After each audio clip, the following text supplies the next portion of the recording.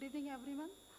Today I am going to share my experience of coloboma with cataract and pupilloplasty.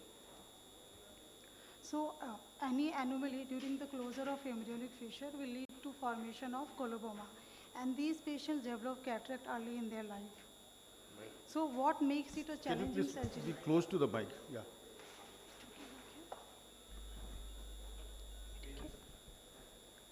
So, what makes it a challenging surgery? The presence of microcornea, non-dilating pupil, difficult rhexis, and absent or weak zonules. So, dealing with challenges, coming to the microcornea. So, if the corneal diameter is more than 8 mm and if it is a soft cataract, then our first choice should be phacoemulsification. And if the corneal diameter is small, means it is less than 8 mm with high grade of cataract, then we should prefer SICS. And if you want to go for phacoemulsification, we can make a sclerocorneal tunnel. And if it is very high grade cataract, then we should go for ECCE. Non-dilating pupil, there are many ways to deal with this situation. We can go for mechanical pupilloplasty, dilating drugs, or B-hex ring. No difficulty in CCC, as the stretch of zonules is not equal all over the capsule, so the chances of rhexis going out is always high. For this, we can use microrhexis forceps. Now, zonular weakness. Because of this weakness or the absence of zonules, there are chances that there will be communication of anterior chamber with the vitreous. So, if trypan blue goes behind, then it will stain vitreous, and due to this, we will lose our fundal glow, and we will have to perform our whole surgery in a dark room-like situation. And if fluid misdirection happens, then it will lead to the swelling of vitreous. There will be upthrust of vitreous, which can increase the zonular dialysis. It can lead to PCR, endothelial damage, or descemet membrane detachment. This was my one surgery when vitreous was stained, and I had to perform whole of my surgery in a dark room-like situation. This is a post-op. We can see that vitreous is looking blue here. So, what to do here? So, if there is good fundal glow, then we can avoid putting trypan blue, and if it is indicated, then we can use it in a diluted form. Now, our aim is to decrease stress over the zonules. For this, we can use CTR. We can put good amount of visco so that it will coat the weak area, and the communication between the anterior chamber and vitreous will be blocked, and there will be no misdirection of fluid.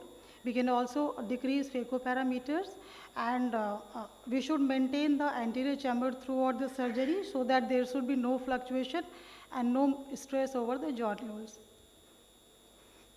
Coming to the surgery, while I was raising my capsular flap, I noticed the lots of wrinkling. So it was a clear indication that my rhexis will not be complete by using the casual cystotome. So I have used this microrhexis forceps, and I have holded the base of flap very accurately, and in this way I was able to complete my CCC in a very controlled way.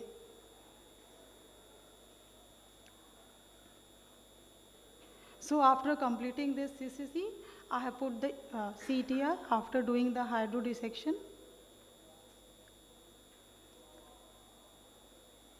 And since it was a soft cataract, so phacoaspiration was sufficient. And the cortex at the site of dialysis was removed in the last, and that too in a very controlled and in an extremely gentle manner. So in this way, I was able to finish this surgery.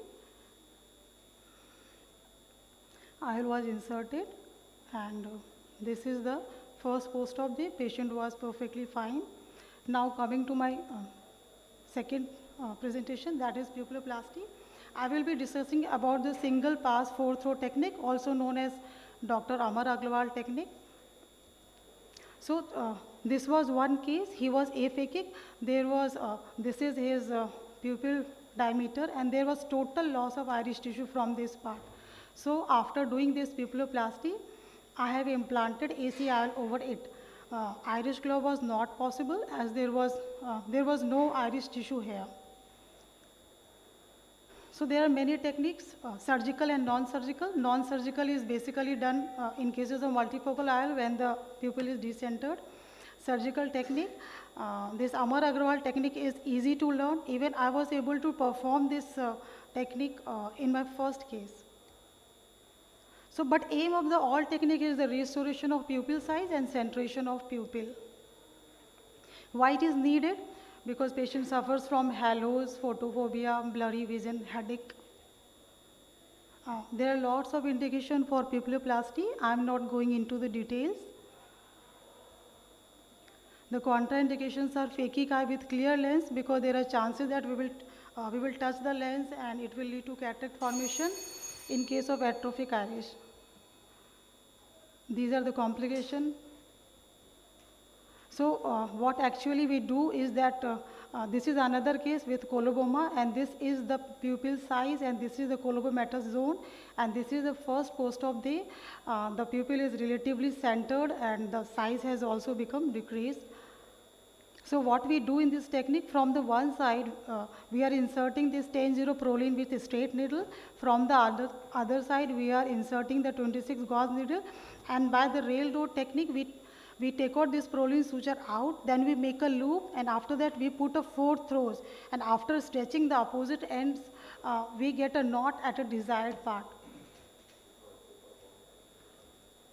So in this video, we can see from one side, I have put this straight needle, Prolene 10-0, and this side it is the 26 gauge needle, and this Prolene is taken out to the other side, and after making a loop, putting the 4 throws, I was able to perform the pupilloplasty. Thank you. Thank you, Dr. Mamta, for these nice video of such a complicated cases. So thank you very much. Now, Dr. Mamta, what is the size of the IOL you prefer in these microcorneas? Do you have any specific thing, or you put the same size IOL in these patients? Sir, means I check, means ACL, I have to decrease the power by 0.5 like this. Size of the IOL. Okay, you are talking about the optic size? No, sir. Means, the regular which. Yes, sir. I am doing with the same regular size. So if there is only an inferior coloboma of the choroid, Yes, sir. when there is a coloboma of the iris, Yes, sir. only inferior coloboma there, your journals are good. Do you prefer to put a multifocal in this patient? No, sir, I have put only monofocal because in the cases of coloboma, there are high chances that one eye is already compromised. Because if the coloboma extends to retina and choroid and optic disc, then we are left, in my cases, I was left with the one eye only. So, I didn't take any risk and I went for the monofocal only. Okay, thank you. Okay, thank you so much.